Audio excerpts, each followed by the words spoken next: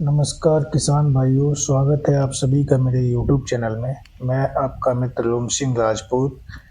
आज की इस वीडियो में मैं आपको पत्ता गोभी की खेती के बारे में कुछ जानकारियां दे रहा हूं, तो आप सभी लोगों से ये अनुरोध है कि वीडियो को पूरा देखें और इस वीडियो में बताई हुई हर बात का आप अच्छे से ध्यान दें। दोस्तों, आपके मोबाइल की स्क्रीन पर सामने ये खेत पत्ता गोभी का दिख रहा है, जिसमें आप देख रहे हैं पत्ता गोभी की जो फसल है वो कितनी अच्छी है।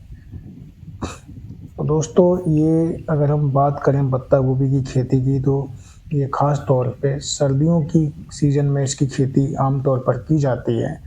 बाकी का अभी इसकी जो खेती है उसको कुछ गर्मी की सीज़न में भी करते हैं, लेकिन बेहतर उत्पादन की बात की जाए तो बेहतर उत्पादन सर्दियों की सीज़न में मिलता है। दोस्तों, पत्ता गोभी की जो फसल है उसमें कुछ ऐसे डिजीज़, ऐसे कुछ कीट पतंगे लगते हैं जिसकी अगर सही तरीके से देखभाल ना की जाए तो काफ़ी नुकसान किसान भाइयों को उठाना पड़ सकता है। दोस्तों, तो अभी बात करते हैं कि इसमें जो लगने वाले कीट पतंगे हैं उनसे कैसे अपनी फसल को बचाया जाए।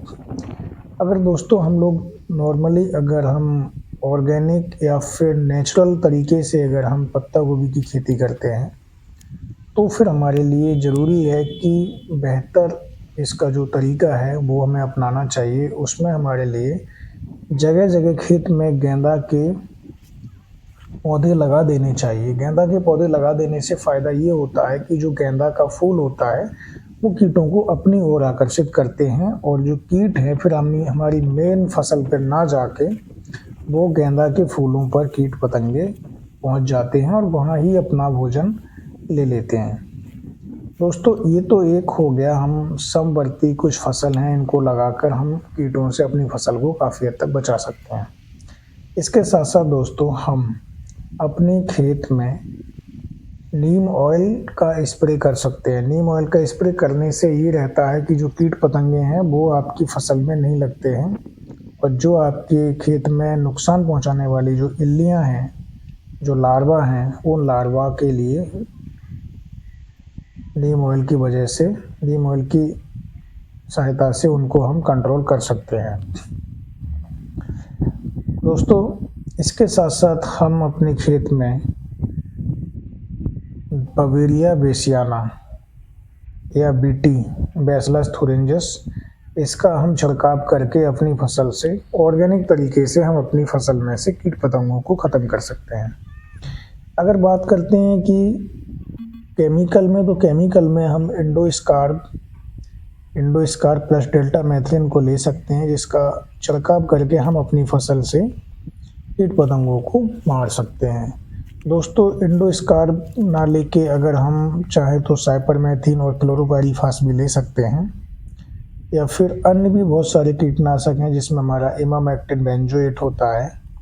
तो रसायन में कोई भी एक अच्छा रसायन आप चूज कर सकते हैं। बशर्ते फ़र्क ये रहता है कि रासायनिक दवा जब हम लगाते हैं तो हमारी जो फसल है वो प्रॉपर ऐसी होनी चाहिए जो कि पकने की या हार्वेस्टिंग की स्टेज में नहीं होनी चाहिए।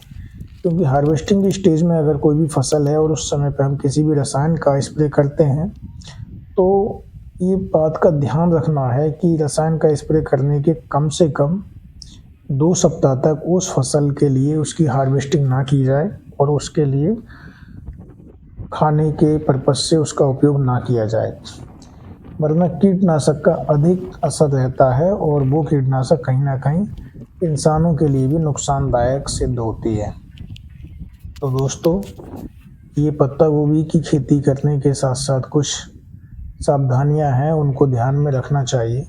दोस्तों, सबसे मेन बात ये है कि किसी भी फसल की हम तैयारी करते हैं तो उस समय पे हमारे लिए पहले से कुछ करने चाहिए, प्रबंधन करने होते हैं। अगर उन प्रबंधन को हम अच्छे से कर लेते हैं तो 50% हमारी जो समस्या का समाधान है शुरुआत में ही हो जाता है।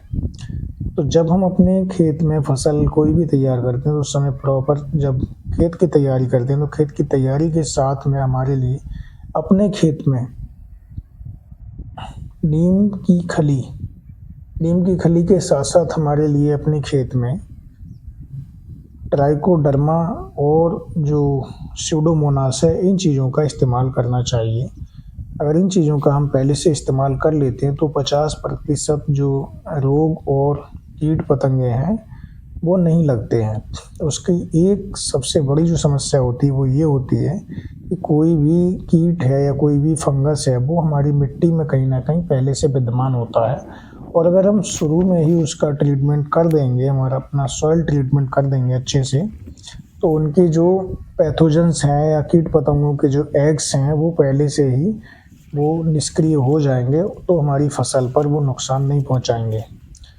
दोस्तों, इसके साथ साथ सीड ट्रीटमेंट भी हमारे लिए करना चाहिए। सीड ट्रीटमेंट करने से भी हमको बहुत काफ़ी हद तक फ़ायदा मिलता है।